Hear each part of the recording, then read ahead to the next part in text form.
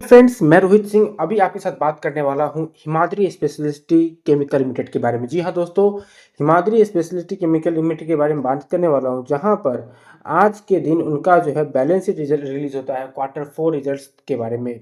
उसके बारे में पूरी की पूरी बात करूंगा कि कंपनी ने डिविडेंड की भी घोषणा की, कंपनी की क्या कितने रुपए का डिविडेंड दे रहा है, कंपनी का बिजनेस पर्सपेक्टिव क्या है, कंपनी के इन द फ्यूचर का बिजनेस का क्या रिस्पॉन्स होने वाला है, सारे चीजें बात करूंगा कि अगर आपने इसको अपने होल्डिंग में रखा है तो क्या आपको इसे अभी होल्ड करके चलना चाहिए कि नहीं चलना चाहिए। आप इसके बाद आप अपने निर्णय आराम से ले सकते हैं, जब मैं आपको सारी चीज़ें बहुत बारीकी से क्लियर कर दूंगा। तो चलिए वीडियो को शुरू करते हैं।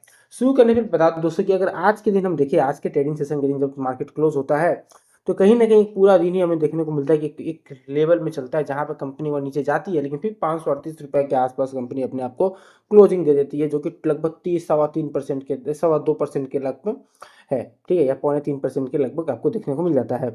वहीं अगर हम देखें आपको, तो 5 दिन के टेंडेंसी में लगभग कंपनी आपको लगभग 9.5% रिटर्न आपको देती है। और वहीं कंपनी लगभग 1 महीने के अंदर दोस्तों आपको लगभग 23% रिटर्न आपके हाथों में सौंप देती है। यानी काफ़ी बढ़िया रिटर्न कंपनी ने दिया है। अब इसके बारे में बात करते हैं कि कंपनी की बैलेंस शीट क्या है, जिसके बाद आप कंपनी आप में आपको इसको जो स्टॉक अगर आपने होल्ड किया है तो क्या स्टॉक को होल्ड रखना चाहिए कि नहीं चाहिए। तो सबसे पहले हम चले आते हैं कंसोलिडेटेड की तरफ, क्योंकि देखिए स्टैंड अलोन से देखने से पहले कंसोलिडेटेड वाला फिगर देखना हमें काफ़ी ज़्यादा जरूरी मुझे लगता है हर समय। क्योंकि कंसोलिडेटेड में क्या होता है कि सारी की सारी जो चीज़ें वो आपके पास आ जाती है। तो अब सबसे पहले हम दो चीज़ से पर्सपेक्टिव में काम करेंगे। सबसे पहला जो पर्सपेक्टिव है दोस्तों, वो है हमारा प्रीवियस जो क्वार्टर है उसके साथ भी हम उसको कॉम्बिनेशन करेंगे, और साथ ही हम इसको आपका इसके साथ भी मिलाते चलेंगे, ईयर ऑन ईयर बेसिस पर भी मिलाते चलेंगे। तो सबसे बड़ी बात हम चलिए दिखाते हैं कि यहाँ पर जो है इन टोटल इनकम कंपनी का 1350 करोड़ रुपए है, और वहीं आपका लास्ट क्वार्टर में इनका जो था 1230 करोड़ था, यानी कहीं ना कहीं बढ़त दर्ज होते हुए दिखा। और वहीं ईयर ऑन ईयर बेसिस पे भी टोटल इनकम के अंदर लगभग दिखने को मिलता है कि 4665 करोड़ से 4831 करोड़ के पास जाकर बैठा हुआ है कंपनी का year on year total income. अब कंपनी के एक्सपेंशन के बाद दोस्तों देखते हैं कि कंपनी का क्या स्टेटस है। दोस्तों कंपनी ने अपनी काफ़ी ज़्यादा एक्सपेंस जो किया है उसके बाद अगर हम देखें, तो कंपनी का जो है प्रॉफिट बिफोर टैक्स जो है प्रॉफिट बिफोर टैक्स जो है वो लगभग हमें 268 करोड़ का जाकर दिखता है, जो कि प्रीवियस जो आपका जो क्वार्टर में था वो 255 करोड़ था। वहीं अगर मैं देखूं, तो कंपनी का जो पिछला जो था आपका जो था जो लास्ट ईयर जो था हम देखने को मिला था वो 806 करोड़ रुपए था। और वहीं कहीं ना कहीं जाके इस बार जाके 1000 करोड़ रुपए जाके हमें सेटल होता हुआ दिख रहा है। अब दूसरी तरफ मैं बता दूं आपको, तो प्रॉफिट आफ्टर टैक्स के बारे में भी बात कर लेते हैं।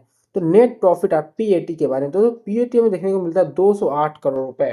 208 करोड़ रुपए में देखने को मिलता है इस साल के इस बार के क्वार्टर 31 मार्च 2026 के हिसाब में, जो पिछले क्वार्टर से लगभग हम बता सकते हैं कि लगभग 15 करोड़ रुपए ज़्यादा है।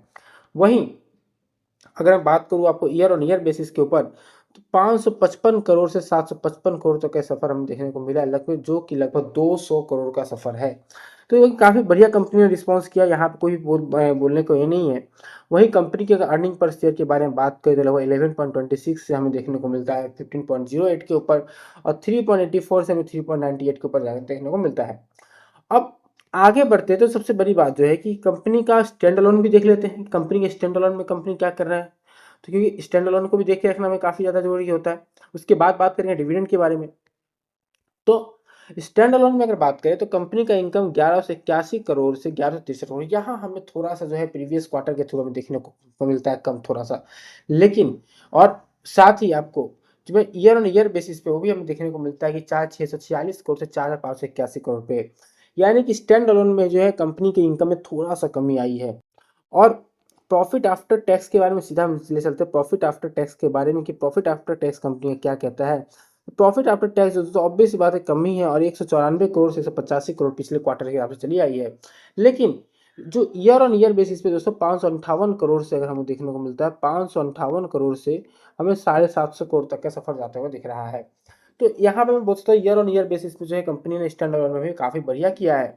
और साथ में यहाँ पर भी आपको हम अर्निंग पर शेयर के बारे में बात करूँ, तो अर्निंग पर शेयर भी यहाँ पर काफ़ी ठीक ठाक है, अच्छा ही है, कोई इसमें प्रॉब्लम नहीं। हाँ, यहाँ पे हम बोल सकते हैं कि आपका एक क्वार्टर ऑन क्वार्टर बेसिस में जो है पिछले क्वार्टर से कंपनी ने इस क्वार्टर के अंदर काफ़ी ज़्यादा थोड़ा सा एक किया है। अब कंपनी ने, मैं बता दूं कि कंपनी ने कुछ एक्सपेंशन किया है। अब वो क्या एक्सपेंशन, इसके बारे में आपको चलिए दिखाते हैं। सबसे पहला एक्सपेंशन आपको दिखाने की कोशिश करते हैं कि the holding company has completed the brownfield expansion for installation of new speciality carbon black line of 70,000 MTPA at the company's manufacturing facility situated at the Mahistkari, Hooghly, West Bengal. The commercial operation of the aforesaid expanded capacity have been commenced with effect from 24 February 2020. Company ने अपना brownfield expansion जो है installation new specialist carbon black line 70,000 MTPA का capacity के साथ company ने हुगली जो है वेस्ट बंगाल में वहाँ पे स्थापित किया है, बनाने का आपको कमिस्ट किया है। दूसरा, on 23 April 2026 achieved a milestone with the commencement of first anode material production facility at Mahistikri with an initial capacity of 200 MTPA। यानी कि कंपनी ने यहाँ भी बोल दिया कि 23 अप्रैल को कि कंपनी जो है आपका कमिटमेंट करता है first anode material production facility भी कंपनी हुगली के वेस्ट बंगाल में बनाएगा। अब आपका कंपनी ने डिविडेंड की जो घोषणा की हो है दोस्तों 80 पैसे, या तो 80 पैसे की कंपनी ने घोषणा की है, लेकिन अभी तक कंपनी ने कोई भी आपको एक्स डेट या रिकॉर्ड डेट के बारे में जानकारी नहीं दी है। कंपनी ने कहा है कि ये जो है आपका उनका जो एजीएम होगा, एनुअल जनरल मीटिंग होगा, उसमें कंपनी आपको एडवाइस देगी कि आपका एजीएम जो है वो आपका एजीएम में कि किस क्या रिकॉर्ड डेट होगा, क्या होगा, ये आपका एक सुझाव दे दिया गया 80 पैसे का। ठीक है।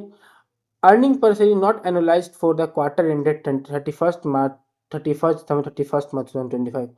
आपका अर्निंग पर शेयर को एनालाइज नहीं किया गया, जो कि आपको इसको आपको देखने की जरूरत नहीं है। लेकिन मैं बता दूं कंपनी एक्सपेंड कर रही है, कंपनी का ग्रोथ काफ़ी अच्छा है, कंपनी प्रॉफिट भी दर्ज करिए, कंपनी एक्सपेंड भी करिए, कंपनी डिविडेंड भी दे रही है। दोस्तों ऑब्वियस सी बात है, मुझे इस कंपनी के जो पोर्टफोलियो के अंदर आपका कंपनी अगर आपके पोर्टफोलियो के अंदर है और अगर आपने प्रॉफिट बुक रखा है, तो मैं अगर आप इसको लॉन्ग टर्म के लिए देखना चाहते हैं तो उसमें इसको लॉन्ग टर्म के लिए आपको एडवाइस कर सकता हूँ। आगे आपकी मर्जी, मैं इसमें कोई आपको मैं मतलब कोई फोर्स नहीं कर सकता, ये आपकी ऑटो कम्प्लीटली आगे इन्वेस्ट करने से पहले आप सोचिए, आपको अपने आपका पैसा है, आपको अच्छे से सोचना होगा। और अगर अगर कहीं ना कहीं अगर थोड़ा मोड़ा आपका लॉस में भी चल रहा है तो आप उसके लिए घबराने की आवश्यकता नहीं है। काफ़ी बढ़िया स्टॉक है, काफ़ी बढ़िया कंपनी है, आप इसको होल्ड करने का सोच सकते हैं। दोस्तों ये वीडियो को ही वाइंड अप करना चाहता हूँ। वीडियो अच्छा लगे तो वीडियो को लाइक और चैनल को सब्सक्राइब करना मत भूलिएगा। थैंक यू दोस्तों।